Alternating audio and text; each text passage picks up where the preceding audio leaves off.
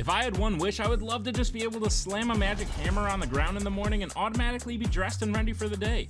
The mighty god of thunder certainly has a vast history throughout time and the multiverse, along with several different characters holding the mantle. Thor is amazingly powerful, defeating some of the strongest entities in the universe. And the most incredible thing is how stylish he always looks doing it.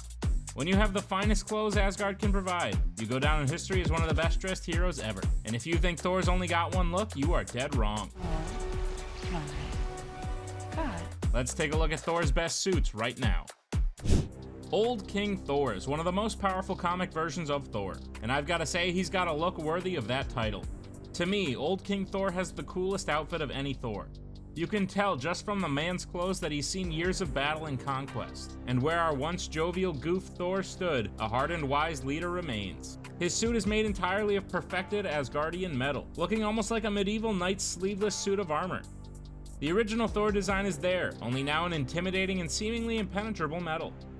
Old King Thor has seen some stuff, but it turns out most of the stuff was through one eye. He wears an eye patch and basically winter soldiers himself, wielding Mjolnir with an entirely metal arm, leaving his other free to wield the Odin sword. Old King Thor's outfit is complete with his classic red cape, though clearly worn and tattered from his incredibly long life of battle. Essentially, Old King Thor is your cool grandpa who causes everyone to make fun of you because he dresses way better than you do. In 2017, Thor and Loki were transported to the planet of Sakaar after their father died, making way for their sister to come and wreck shop. Loki found himself among the elite of the planet, while Thor was made into a gladiator. He was forced into an arena to fight the champion of the ruler of Sakaar, the Grand Master. Upon arrival to Sakaar, without his recently destroyed hammer Mjolnir, his outfit saw a few alterations almost immediately. The most notable was his torn cape that barely stayed attached to his torso in a rough and rugged way. While being prepped for his battle, Thor's regular armor got some Sakaarian upgrades, like shin and shoulder pads, in the expressive and bright Sakaarian blue, with Sakaarian designs painted all down the side. In need of a weapon, Thor entered with the same design on a shield and swords. The final touch was an homage to his original appearance in the comics, with a retro winged helmet that folds up, and actually appears more useful in a battle. This Thor look, haircut included, was one of the most different yet refreshing looks at the God of Thunder, brought from the throne to the fighting pits in one Bifrost trip. Plus, he was meeting a friend from work. I'm going to wear that the next time Jimmy from accounting shows up in a suit and tie. One of Thor's greatest suits came from a short-lived miniseries set in the universe of the Space Punisher. Yes, it's as awesome as it sounds. The Space Punisher killed all of the Watchers, sending the world into chaos where the Avengers Federation, featuring one Thor Odinson, were tasked with trying to put the pieces back together. The universe featured several characters who we all know with pulpy redesigns that were just so awesome. Reminiscent of 80s magic like Flash Gordon, Thor appeared with some awesome alterations. First of all, he wore what appears to be a metal underwear outside of his suit that still contains several of the classic Thor tropes like his helmet and cape. His suit also came with gold knee pads and metal armbands that made him look ready to fight Emperor Ming. The without a doubt perfect touch to this incredible Thor look is his hammer, which in this universe appeared as a giant cube shape with a single large metal spike emerging from each side. Looks like this don't come around very often, and since it was so short-lived, it seems we should enjoy them while they last. Dargo Ktor comes from Earth 8710, and though he was reluctant at first, he too took on the role of Thor. When his oppressed people found Mjolnir embedded in rock, they hoped one of them would prove to be worthy of carrying it and setting them all free. Dargo proved to be just that. He wielded the hammer and transformed into the once and future God of Thunder, with, I might add, one of the coolest looks. Dargo Ktor wears a Luke Cage-style headband in place of a helmet, though it still has the classic angel's wings on the side. His suit is actually split down the middle, but held together by chains that run all along the torso.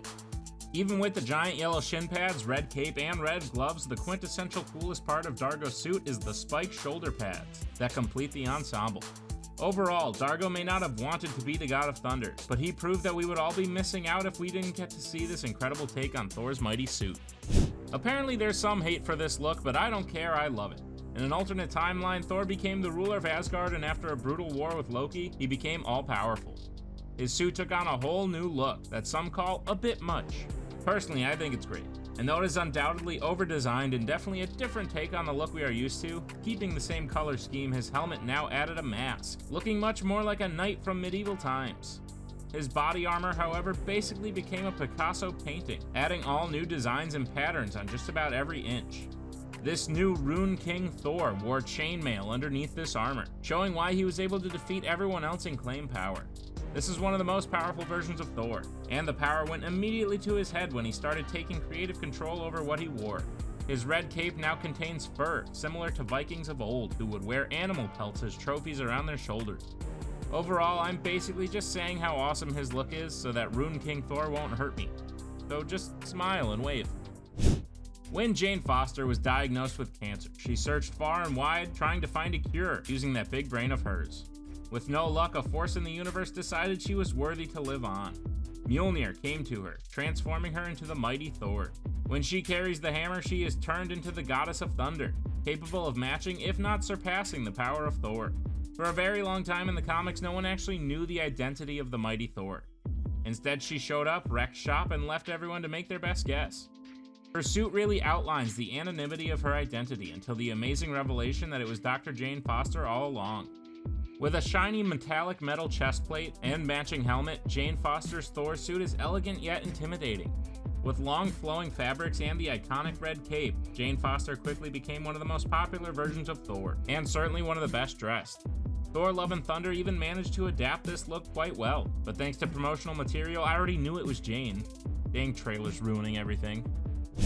Eric Masterson is a version of Thor known as Thunderstrike, whose outfit probably has the greatest use of a leather jacket since Captain America's secret mission in World War II. Once upon a time, Eric and Thor were sharing the same body, wielding Mjolnir and fighting crime together, with two minds being greater than one. As you can imagine, there's not really a whole lot of leg space, so eventually they separated, with Eric Masterson still proving himself worthy to wield the powers of the God of Thunder. Instead of a hammer, Eric was given a mace by the name of Thunderstrike, and took on that name for his superhero alter ego. Eric in many ways wears a similar outfit to Thor.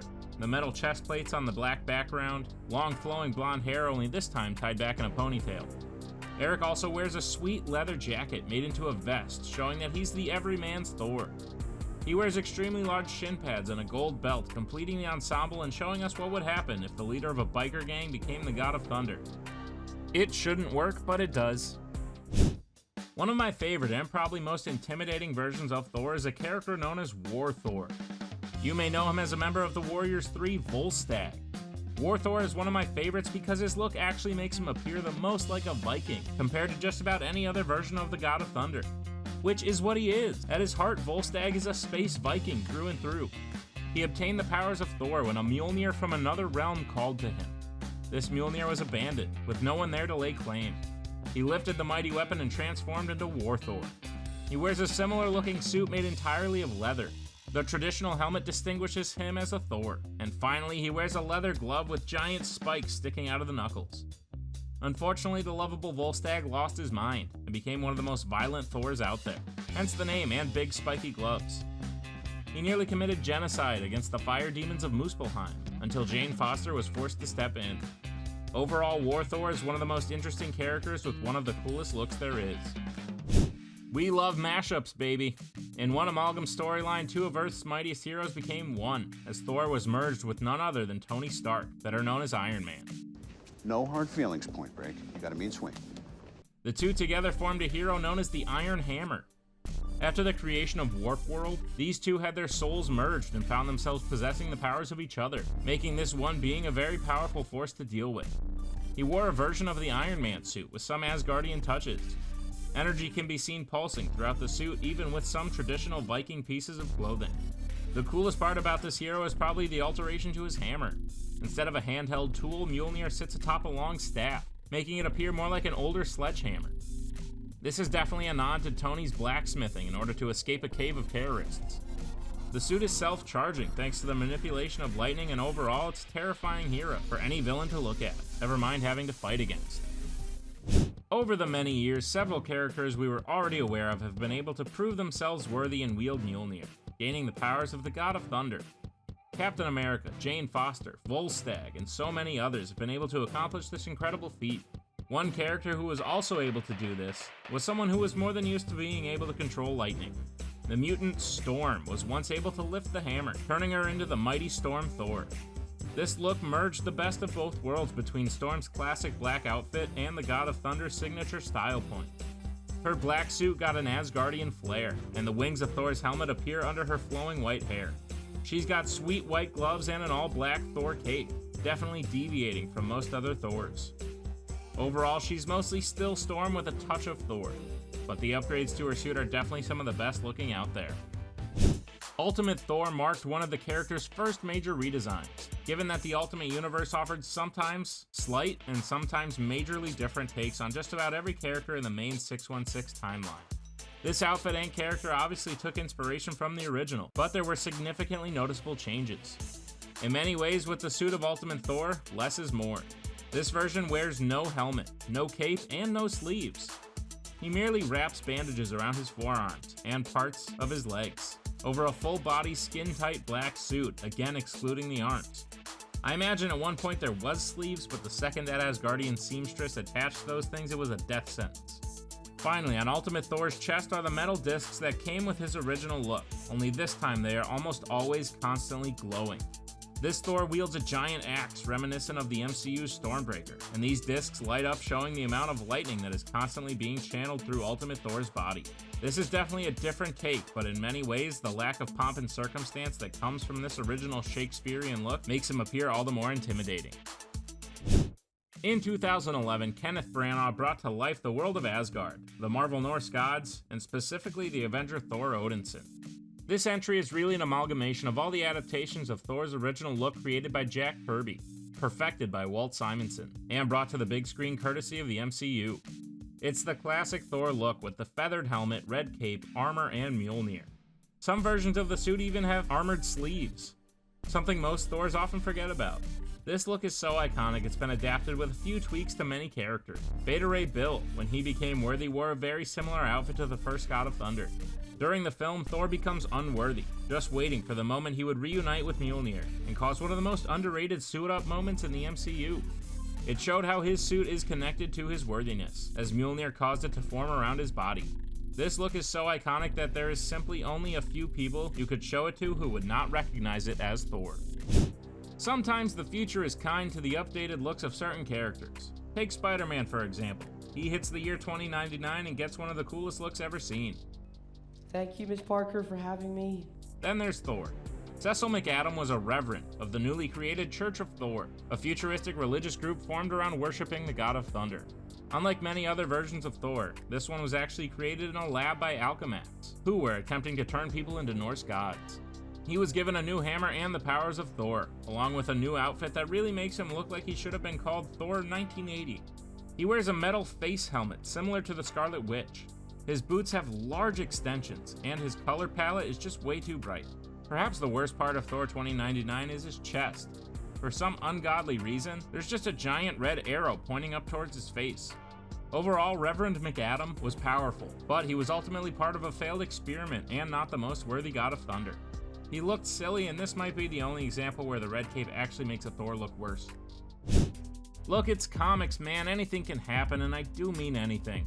Like that time Thor got turned into a frog, met some nice frog friends, and another friend who happened to also become a frog named Simon Walterson, who found a shard of Mjolnir, was able to lift it, and became Throg, the Frog of Thunder. Yes, they put Thor's suit and a miniature Mjolnir into the hands of a frog. And despite my sarcastic tone, it's actually pretty sweet. Throg's outfit is very similar to the classic Thor, though it's definitely not a one-size-fits-all. The mini helmet with the wings sits atop Throg's head, and the sleeveless vest with chest plates reveals Throg's thin yet somehow very toned arms. Overall, it's a silly concept, but they actually managed to make an outfit not look overly terrible when worn by an amphibious creature. He wears some yellow bands and his feet are still exposed so he can stick to trees and whatnot. You know, just doing what frogs do. Sometimes I wonder if this is all a dream. In one comic storyline that was actually partially adapted during the 2011 film, Thor became unworthy of wielding Mjolnir. Not for his boorish attitude, however, and due to this, he actually still wanted to be a hero and one day reclaim the hammer that gave him power. Without the powers of the god of thunder, Thor Odinson still roamed around trying to be a hero, though he had lost his confidence in being a god. He now carried normal axes, and after Malekith chopped off his arm, it was replaced with a black Uru prosthesis.